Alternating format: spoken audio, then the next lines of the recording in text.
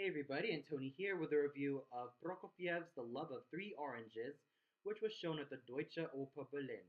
The conductor was Stephen Sloan, the production was by Robert Carson, the set design was done by Paul Steinberg, the costumes were done by Buki Schiff, the lights were handled by Peter van Pret and Robert Carson, the choreography was done by Philippe Girardot, the videography was done by Robert Pflanz. The assistant director was Eva Maria Abelein. The chorus master was William Spalding, and the dramaturgy was handled by Jörg Königsdorf. Yeah, I know I was supposed to be on hiatus for the rest of this month and even for the rest of June and all that. But this opportunity was way too good to pass because a really great friend of mine and also one of the mainstay singers of the Deutsche Oper Berlin, the fabulous basso Andrew Harris, offered me a ticket worth 15 euros that was provided by a really great friend of his. And it was really wonderful meeting him, and I thought this was way too wonderful of a chance to pass, so I decided why not? I'm sure that everything about this production will be great, and as I saw the cast of singers, I probably knew that they will also be fantastic as well and would probably exceed my expectations because I've seen them many times and have known how they perform. And well, we'll get to them later, but spoilers, it's all positives from here on in. So I managed to get the tickets and managed to meet his friend. And, well, it's just safe to say that we had a really wonderful time together. And, well, what more I can say? It was just really great. So let's get on to what I thought about the production, singers, and the conducting. So, the production of this opera was a lot different from what I saw at the Komische Oper Berlin. Now, while the Komische Oper Berlin's production was a bit more abstract with a lot of colors flying here and there, this production of The Love of Three Oranges was mainly like a sort of dark comedy turn, albeit with the use of pop culture from Berlin and pop culture mostly from American culture. So it's a huge mishmash of pop culture, so to say. So, and then we also get to see a few homages and a few clips from a lot of famous Hollywood movies, like the ones from Charlie Chaplin to Stanley Kubrick and many, many others. In fact, I felt like the entire production almost felt like watching some of Stanley Kubrick's work, like A Clockwork Orange. Like the scene with Leandro and Princess Clarice, in which it's all white and they have like a like a television, well, mainly a big screen TV in which they watch the antics of the various protagonists like Trufaldino and some of the antagonists like Fata Morgana, which I thought was really interesting. And sure, it still managed to keep the fairy tale like vibe in there, but it managed to add in a lot of absurdist, dark comedy thrown in here and there, and well, also some toilet humor, especially evident in the cook's scene. Yeah, it was pretty much off of left field because personally, I am no fan of toilet humor whatsoever, even though it can be used well, like in Ren and Stimpy. But other than that, I thought the production, though mad as hell and really balls to the wall insane, I thought managed to serve the dark comedy aspects of this opera really well, and of course some of the fantasy elements. What's worth mentioning is that we also get to see like a Greek chorus like ensemble of baritones and tenors, and in this Greek chorus, they're mainly like a gang uh, with leather jackets and who constantly terrorize the scene here and there. I thought their presence was fun and pretty much enjoyable from beginning to end, as it kept me entertained and it never left me bored. Not to mention the costumes used for each of the characters was absolutely really colorful, as what you can expect from this opera, this fairy tale opera, so to say. And what's worth mentioning is that Smeraldine, well, her introduction is this. We basically start off with a an African looking butler coming into the scene, and then we see Smeraldine well dressed up in the butler's clothes and presumably killed him. Well, almost like any typical Bond villainess. And it was quite interesting as well. And not to mention her costume for the rest of the opera was mainly like, well, of course, she's like a loose woman, and it was also very entertaining as well. So, overall, like I said, the production was simply put balls to the wall madness, but it's an enjoyable type of madness that harkens back to some of the times of the films of the 1930s, 1940s, even up to this very day. And it makes a lot of great use of pop culture from both the German side and the American side, and probably all across the border. And the costumes were just simply put gorgeous and colorful, and just simply put, just wonderful to watch. Now, the singing is what I'm usually excited to talk about. Well, and believe me when I say that there was a lot of phenomenal singing. It was just a great ensemble cast full of veterans, newbies, and everyone else in between. So let's start off with what I thought about the main hero of the opera, the Prince, who was sung by Thomas Blondel, who I saw a couple of years ago as Macduff from Verdi's Macbeth. Here I thought his performance as the Prince was, simply put, well sung. And speaking of the Prince, this is sort of like a coming of age story for him. In the opera, he sort of begins all mopey, whiny, and depressed, taking a lot of like antidepressants and like moaning and bitching about his poor little life. And then, as soon as he sees, well, Fata Morgana disguised as an old lady being thwarted by Trufaldino, he starts to laugh. And that's what I found really hilarious as well.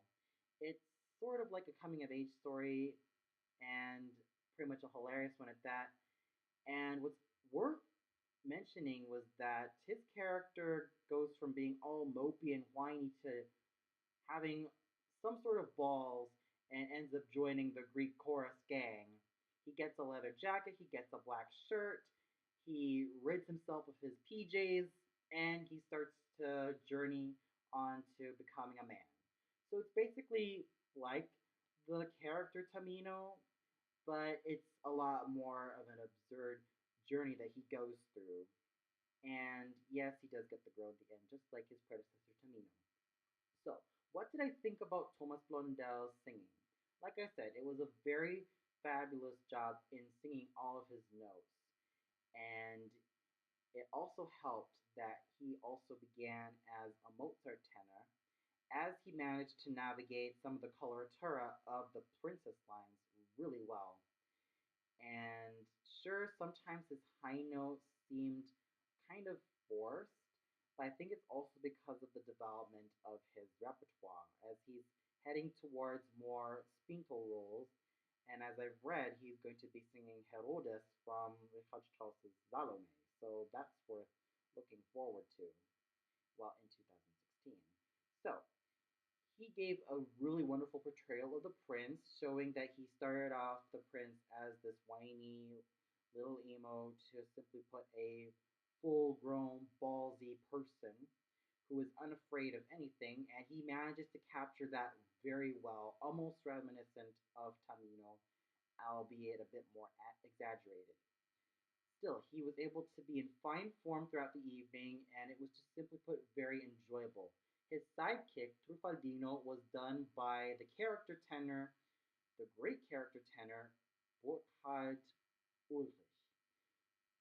very fine shape of voice and also great comic timing and great acting. His character came in a small car and he looked fabulous in that costume. He was able to really make Trufaldino a somewhat brave and somewhat kind of simple person, but very loyal to the prince, and he captured that essence very well.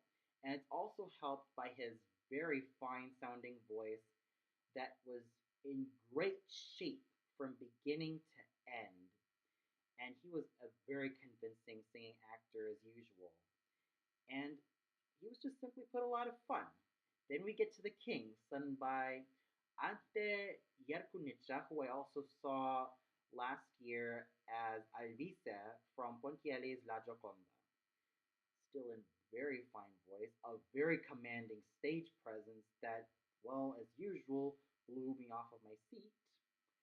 And of course, a very fine, gravelly voice that he used with such authority, majesty, and power.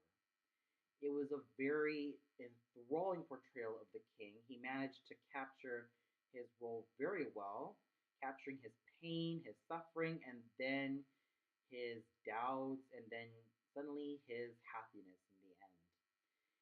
And may I remind you that his voice was just pure awesomeness. It still maintained that roundness and riches that really makes a basso very wonderful and very enthralling to watch. He really gave it his all, and I commend him for that.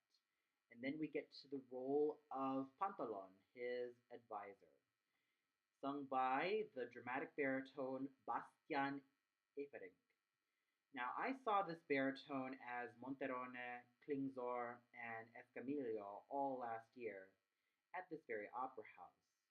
And while I thought his Monterone and Klingzor were simply put decent at best and really good, I thought his Escamillo was fabulous. And this is another fabulous role coming from him. And from what I've seen in his feed, he was also singing in Nabucco in this Italian opera house. I'm sure that he was also met with favorable reviews, and I would have loved to personally see him in this role. But still, his portrayal as Pantalon was just simply put fun to watch. In very fine shape of voice, he managed to really be a lot better in these performances. And every time I watched him, he seemed to get better and better as time went on. He now has this richness. Sure, he always had this richness of voice that he was very well known for, but it seemed like he was developing a lot more as a singer. And, well, what more can you expect? He was also a veteran singer, and he was really comfortable with this role. There was no strain in his voice whatsoever. It was just simply put a very wonderful portrayal of the king's advisor, and I could see that he definitely enjoyed this part, even though it can be thankless from time to time. But still, he was in very fine voice, which is a strong and powerful instrument that he used very well, and it got finer and finer and finer as the years roll by. And his stage presence, while a thankless one, was still very enthralling. And then we get to one of the main villains of this opera, Leandro, sung by Markus Bruck, who I saw last year as Rigoletto. Now, for those of you who don't know, Markus Bruck was a German baritone who started out in lyrical roles like Papageno and a lot of the Mozart repertoire, but has nowadays headed towards the more dramatic baritone repertoire like Rigoletto and an upcoming Amonastro and Nelusco in 2016. So hearing him in this role was just simply put fabulous. Not to mention his small confrontation with Bastian Eferink's Pantalone was just simply put enthralling all around. It was just awesome. Is it just me, or do I really love seeing two dramatic baritones sharing the same stage and trying to outsing each other or even outplay each other? Heck, I could really see a future for both of these baritones in the likes of Simon Boccanegra, Falstaff, La Battaglia di Legnano, Andrea Chenier, and probably even La Forza del Destino in the near future. We'll see, because it's just simply put fabulous to see two wonderful dramatic baritones really working off of each other, even though they only had one little scene in which um, Brooks Leandre basically smokes his cigarette in front of Avering's Pantalone, and, well, let's just say that they were almost engaging in their fight. Their characters were almost engaging in a fight. Heck, I would even say that probably in the near future, I can't even wait to see them in Lohengrin. We'll see what the future will bring for both of these wonderful dramatic baritones. And Mr. Brook held his own very well, in very fine voice, and he really got into this character very well. He was deliciously hammy and, just simply put, deliciously nasty as well. He really made the character breathe and really made it come to life. And not to mention his chemistry with Dana Beth Miller's Princess Clarice was just simply put fabulous. And it was just simply put, well, delicious, so to say. And speaking of Princess Clarice, this role was sung by Dana Beth Miller, who I saw last year as La Checa from La Gioconda, and Maddalena and Giovanna from Rigoletto. Still in very fine voice.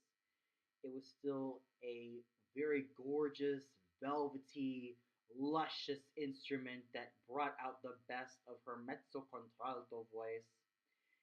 And of course, she was deliciously catty as Princess Clarice.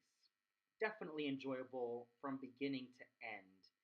And like I said, wonderfully catty, wonderfully maniacal, and just wonderfully delicious, so to say. And then we get another henchman role in the form of Smeraldine, sung by Stephanie Loricella, who is a lyric mezzo that I've heard a lot about, but haven't really gotten the chance to see her live.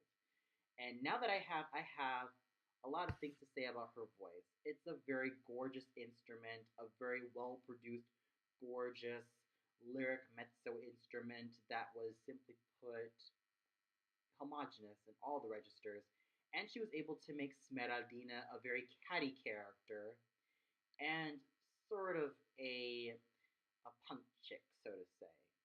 A very enjoyable portrayal and, simply put, a lot of fun. And then we get the main big baddie of the opera, Fata Morgana, sung by the young German spinto soprano Barbara Krieger. Yeah, I do like a more dramatic mezzo singing the role of Fata Morgana, but there has been no shortage of spinto sopranos, dramatic sopranos, and of course high dramatic mezzos singing this wonderfully nasty villainess in the form of Fata Morgana. I thought that Miss Krieger really gave it her all in this role. Her voice was fine in all the registers, and her high C's were, simply put, like daggers. Yes, they may not have the same impact of, let's say, Maria Callas or Leontine Price, Birgit Nilsson, Montserrat Caballé, and many other great singers of the past, but she held her own really well. She was able to make Fata Morgana a very enjoyable type of villainess. She was able to work really well with the cello of the evening, Marco Mimica, and she was definitely enjoyable. Her voice was in very fine shape. It was a very well tuned spinto soprano instrument, given the repertoire that she sung, from the likes of Michaela from Carmen to Sieglinde from Die Walküre, and also to the likes of the title role of Verdi's Aida. I can't really wait to see a lot more of Miss Krieger in the near future. She has a very bright future as a spinto soprano, and it's really evident in her portrayal as Fata Morgana. She's a very fabulous singing actress, and she managed to act her part really well without going too over the top. She managed to make Fata Morgana a sinister woman, but not too flashy and brouhaha with it. And then we get The Good Magician Celio, sung by Marco Mimica, who I saw last year as Raimondo from Lucia di Lammermoor. A huge development on his voice, as I've heard. He was decent as Raimondo, but he seemed to be in a better shape this year as the role of Celio. He was in much better form than last year. Not to say that he was not well, not below stand, or not to say that he was also he was not to say that he was bad or anything. He was decent, and hearing him right now was just fabulous. It was just a fabulous portrayal of the good magician. And what's also quite interesting is that the cello of this production is mainly like a quack magician.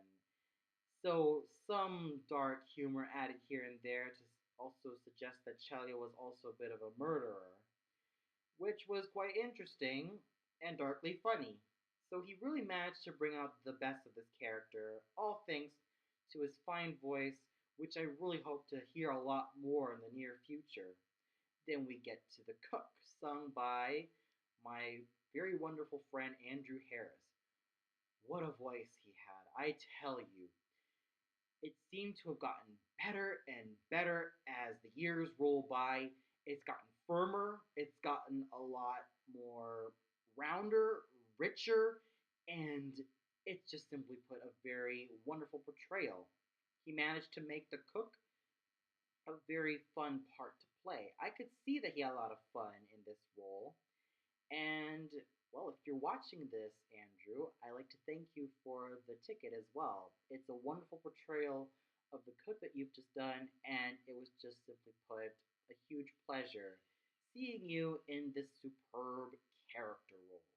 Then we get the role of Farfarello, the devil, sung by Seth Carrico, who I saw in several productions of different operas, also in the Deutsche Oper Berlin. Very fine voice, and managed to make this role deliciously nasty. He managed to play the role of the Farfarello as this sort of maniacal janitor that he used very well, and I'm sure that he definitely had a lot of fun with it. Then we get to the princesses, sung by Rachel Hogg, Alexandra Hutton, and finally Heidi Stober as Princess Lynetta, Nicoletta, and Ninetta, respectively. Rachel Hogg had a gorgeous voice as usual. What's interesting was that she sang her parts in German. Well, I guess it was sort of a directorial direction, so to say, so kudos to her on that. And it was also a very gorgeous instrument, though it was quite a thankless role that she sang. And then Alexandra Hutton as Nicoletta, very fine voice as usual, and it blended so well, very homogenous throughout all the registers, even though this is such a thankless part. And then we get Heidi Stober, who I saw last year as Adina from L'Elixir d'Amore.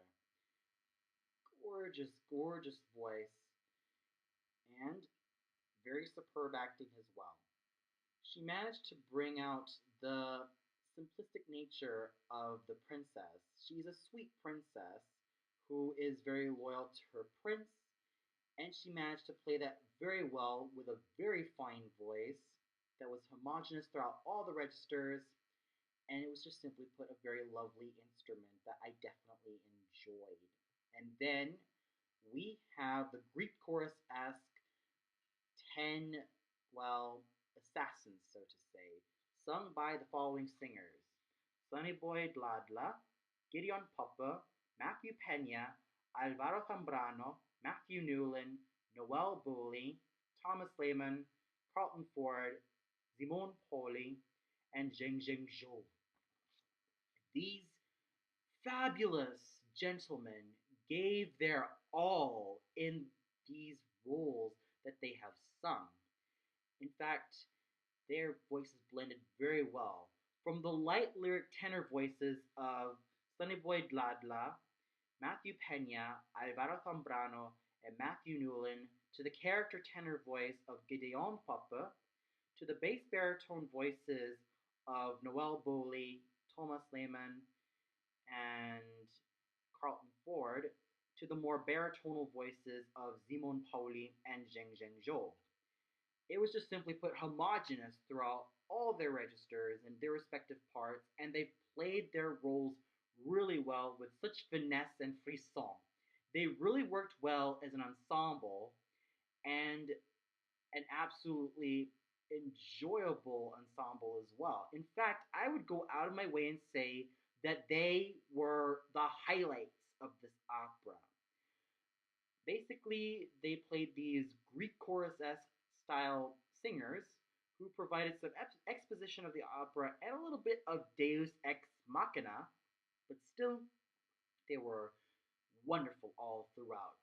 In fact, they were just wonderful that I would say that they were pretty much the true stars of the evening, keeping the story moving along and just simply having a lot of fun doing so. And then we get the tiny role of the Master of the Ceremonies sung by Jörg Schörner, who is still in very fine voice and just simply put wonderful, even though his role was very thankless. And the conducting done by Maestro Stephen Sloan was just fabulous.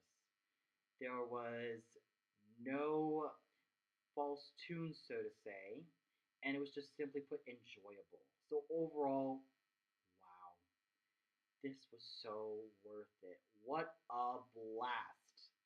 I would like to thank everyone in this opera, from the main singers, supporting singers, to the chorus, the conductor, and to everyone who made this production possible. They deserve the biggest round of applause and the biggest huge kudos from me, and this was just definitely worth it. And if you haven't seen this opera yet, or this particular production, I highly suggest that you go check it out. Yes, it may be balls to the wall insane, but what more can you say about these fabulous singers who have given their all in their roles? Well, that's all for now. Be sure to tune in to some upcoming reviews. So I'm not so sure when those will happen, so we'll see. But I guess until now, it's kind of like return to hiatus, so to say. So we'll see what happens. If ever something comes up, then I'll be sure to review it. So until then, good night, everybody.